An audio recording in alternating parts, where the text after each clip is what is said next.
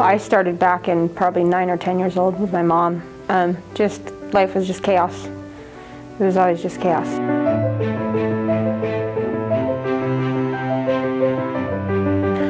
Well, my mom was a drug user, and she was always, she just always had chaos all around the house. You know, different people cooking dope, doing different things, and I was always involved.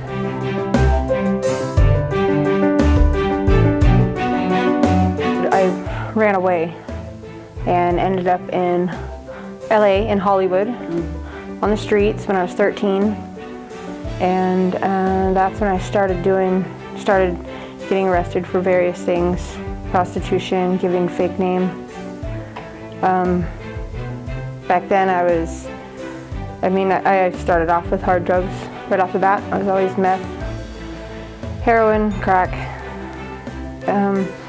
marijuana, alcohol, everything I could get my hands on.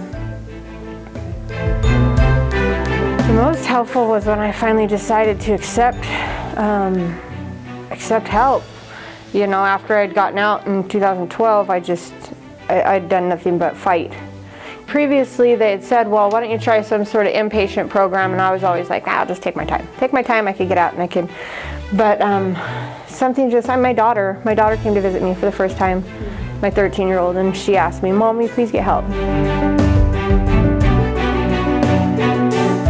At West Valley, you know, the judge and the workers, the social workers that work with you and stuff, they talk to you, try to figure out what your sentence is going to be, and I just asked for help. You know, I asked if they could find me an inpatient program, and I specifically asked for St. John of God because it was closer to my children, and that was my goal, was to get closer to my kids.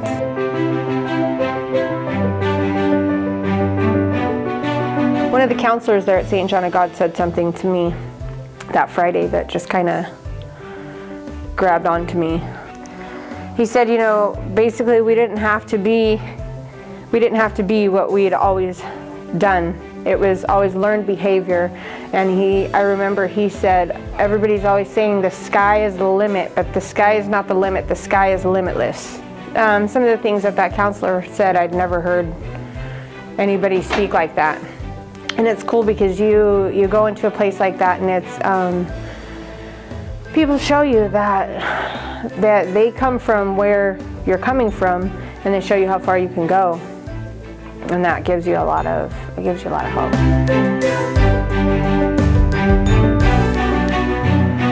The initial push, you know, the initial here you go.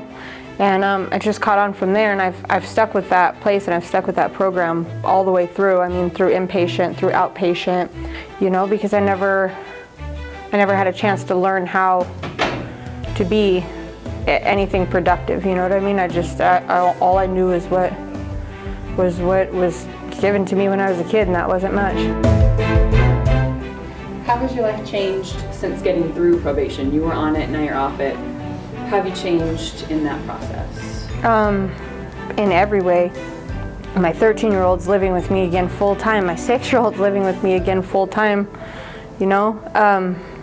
And I get to be a mom to them, and I get to be a better friend to the people that are in my life now. It's not all about what I can get from somebody, or what I can steal from them, or it's not all about manipulation. I've learned how to build genuine relationships, and I've learned how to become a genuine person. But yeah, the biggest thing that I've gained is my kids. I have my 2 girls living with me, my 13-year-old and my 6-year-old. My 13-year-old's always gone through everything with me. You know, she's always been right there. She's seen everything. My 6-year-old hasn't really been with me since she was 9 months old. And yeah, and I have a new one on the way, 3 weeks.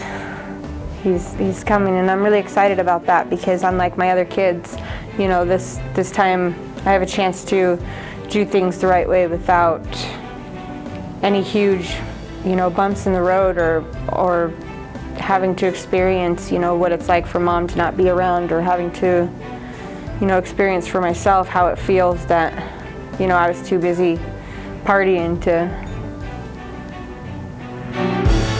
Looking back at your life, where you've come from and where you are now, would you consider yourself a success story? Absolute. Yeah. Tell me a little more about that. You said that really excited me. Just when I initially got the phone call, I was like, wow, you know, like for once I'm a success. And I think that has a lot to do with it. As growing up in the environment that I grew up in, I never had a chance to feel like I was any type of success story. You know, it was always just a bunch of failure. My life was a bunch of failure. My mom was a failure. My dad was gone, you know, and it's just really cool. It's starting to happen to me more and more the more I get involved with like going and speaking on an H&I panel for Narcotics Anonymous, or going and doing, because that's a big part of my life now. Is the Narcotics Anonymous program is a big part of my life, and I go and I make sure that I give back, and I make sure that I go and I share the things that I've been through, and the ways that my life has changed for a positive. And I make sure I share that, and people tell me that I inspire them, or people say, you know, wow, what a good job, and that feels really good. It's the first time in my life that I've actually felt, and I've noticed the success.